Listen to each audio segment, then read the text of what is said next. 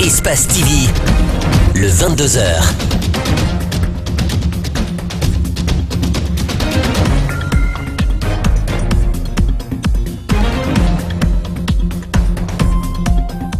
Mesdames et messieurs, bonsoir et bienvenue dans cette grande édition d'information. Les enseignants contractuels de Guinée peuvent enfin souffler.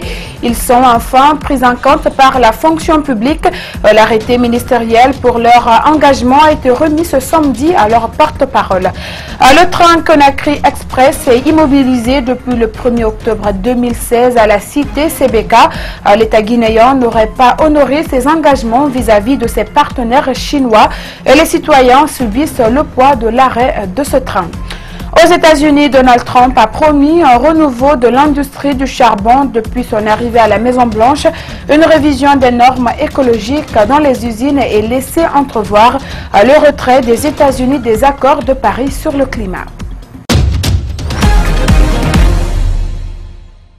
Voilà, c'est tout pour les titres et bienvenue dans cette grande édition d'information. Enfin, ils ont la copie de leur arrêté d'engagement. Les enseignants contractuels, au nombre de 958, sont devenus officiellement des fonctionnaires d'État. C'est un combat de 10 ans qui est ainsi couronné par cet acte du ministre Ibrahima Kourouma, qui a officiellement été remis au porte-parole de ces contractuels ce samedi matin. Le récit, c'est avec Gibrilba et Yacouba Traoré. C'était en 2011 lorsque ce groupe de jeunes, après avoir fraîchement quitté l'université, a décidé d'enseigner. Pourtant, selon les indiscrétions, rien ne les rassurait d'être pris en charge par l'État et de savourer ce jour. À cette heureuse occasion, nous voudrions d'abord remercier son Excellence Monsieur le Président de la République, le professeur Alpha Condé.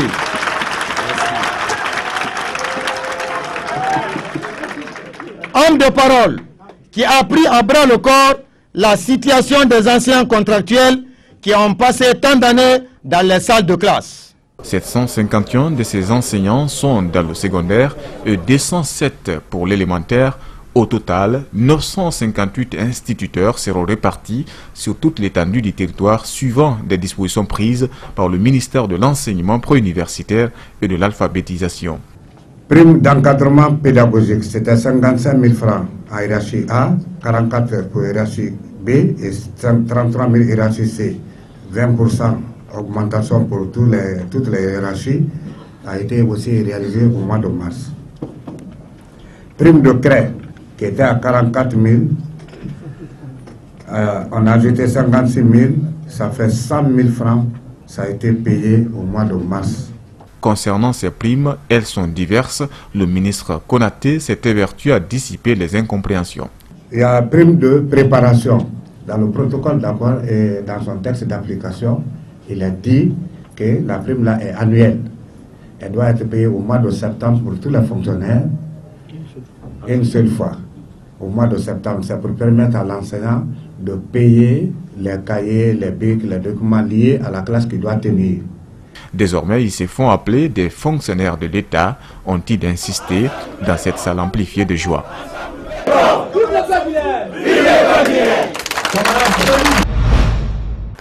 Récemment, la ministre des Travaux publics était au Parlement où Moukamara ne manque pas d'ambition.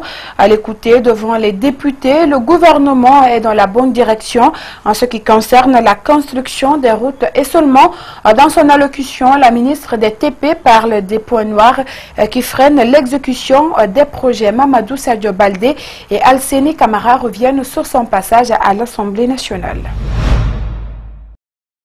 Connexion entre la Guinée et les pays voisins, relier toutes les régions entre elles et faciliter la mobilité au mieux dans la capitale, c'est une assurance du chef du département des travaux publics. Relier la Guinée à tous ces pays voisins par les routes bituminées. Troisièmement, améliorer la mobilité urbaine à Conakry et au moins d'une vingtaine de villes de l'intérieur. Et troisièmement, désenclaver au maximum 60% de nos collectivités par des routes préfectorales et communautaires. L'exécution des travaux s'effectue par priorité. L'axe Conakry-Libéria, en passant par des préfectures, retient l'attention du pouvoir. Aujourd'hui, notre objectif principal, c'est quoi? C'est les premières routes. La route nationale numéro 1, qui quitte Conakry jusqu'à la frontière avec le Libéria en passant par Kankan, Kerewane, Bela. Avant d'atteindre cet objectif, le ministère des Travaux publics aura franchi des obstacles. La Chine a promis de financer tous les projets de construction des routes reliant les préfectures traversées par la première route nationale. Sur ce taxe, nous avons des points noirs. Le premier point noir fait l'objet de cet accord. Ça concerne Dabola et Koussa. Un autre point noir, c'est de Koya jusqu'à Dabola. Ça aussi, le gouvernement est en négociation avec la Chine pour financer ce taxe. Troisième point noir, toujours sur ce taxe, c'est Kankan, Kerewane, Bela. Là aussi, les négociations sont en cours avec la Chine pour financer cette route. Les routes nationales numéro 2, 3, 4 et 5 ne sont pas oubliées. Les négociations pour leur financement sont bouclées, a-t-elle rassuré. L'actualité politique reste dominée par le retard des élections locales et les réactions des politiques à ce sujet. Récemment, l'opposition menaçait de reprendre ses manifestations de rue si la donne ne changeait pas à la mouvance présidentielle. Le son de cloche est différent. Les cadres du RPG Arc-en-Ciel sont plutôt optimistes et ils pensent que ces élections auront lieu très bientôt. La coordinatrice générale du parti présidentiel s'est exprimée à notre micro. On l'écoute. Ce n'est pas le RPG Arc-en-Ciel qui met du retard sur ça. C'était à un niveau plus haut, mais c'est décanté maintenant. Donc, dans sous peu de temps, vous aurez certainement une date. Qu'est-ce qui coinçait les choses? Je ne peux pas vous dire ça. Je ne suis... Les menaces de manifestation de l'opposition? Mais c'est toujours la même menace. Ça ne change pas. Quel est le mobile réel d'une sortie dans les rues encore aujourd'hui? Est-ce que vous pouvez me répondre à ça? L'application des accords du 12 octobre. Oh là là, non, mais c'est un disque qui est rayé maintenant. L'application. Tout ce qu'ils demandent, on le fait. Mais qu'est-ce qu'ils veulent le plus? Aganantene Chérif Konaté était bien au micro d'Antoine Kourouma et de Ibrahima Awal Kamara. Et voilà, ce n'est plus un secret, les ouvriers guinéens éprouvent assez de peine sur des chantiers de construction à travers le pays. Au quartier Symphonia a lieu la construction de l'hôpital mère et enfants et les ouvriers à ce niveau sortent de leur silence et dénoncent leurs conditions de travail. Cet hôpital est un don du roi Mohamed VI à l'État guinéen. Malik Songiana Kamara et Gibril Kaba Kamara sont allés à leur rencontre. Suivez. L'hôpital international mère et enfants de Symphonia en chantier est aux arrêts depuis maintenant 5 jours. Démarré il y a environ 6 mois, les ouvriers de ces chantiers revendiquent l'amélioration de leurs conditions de travail. Les augmentations de salaire, de part du chef de chantier et des bons contrats. Nous revendiquons aussi pour les éliminations qui se font ici arbitrairement, parce que déjà ils l'ont écrit dans leur contrat. En plus de la signature d'un contrat à terme imprécis qui ne donne aucune garantie, ces ouvriers dénoncent aussi le non-paiement des arriérés. Quand on travaille 4 semaines, cela veut dire 1 mois, ils nous payent 3 semaines, 1 semaine, ils gardent ça c'est pour eux. Ils nous disent que le mois prochain qu'ils vont ajouter sur ce mois. Jusqu'à présent, le jour n'a pas arrivé. Mori Kamara travaille dans ces chantiers. Il a suivi récemment une opération chirurgicale, mais aucune assistance de la part de son employeur, regrette ce jeune de 24 ans. Ses collègues sollicitent l'implication du gouvernement pour une sortie de crise. Nous lançons l'appel au gouvernement et à toute la population guinéenne de bonne volonté de nous soutenir dans cela, afin que l'ouvrier, partout on parle que l'ouvrier est plus que le fonctionnaire parce que c'est lui qui construit. Ces grévistes menacent de demander leur règlement si toutefois l'entreprise ne prend pas au sérieux leurs points de revendication.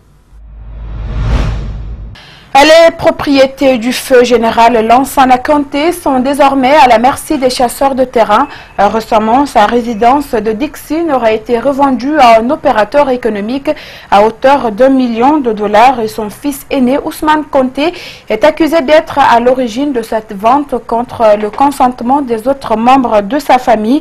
Ce vendredi, les opposés de cette vente ont dénoncé l'acte et promettent des poursuites judiciaires contre le fils de l'ancien président guinéen. Abdourahmane Ba et Salifo Lifo-Sissé y ont fait un tour suivi. Ce gigantesque bâtiment situé à la cité ministérielle de Dixine est une résidence qui autrefois appartenait à l'ancien président guinéen, feu général Lansana Conté.